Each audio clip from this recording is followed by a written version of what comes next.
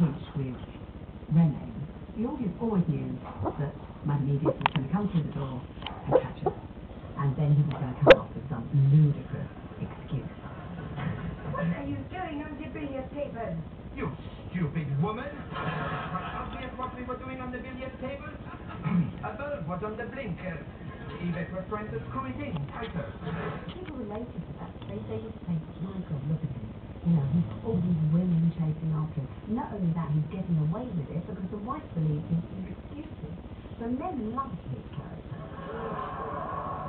Oh, my body is crying out for you. Could you make it cry quietly? My wife is in the kitchen. Some people will say, well, why don't you, these girls all imagine love and training, why don't you pick somebody who's terribly handsome already?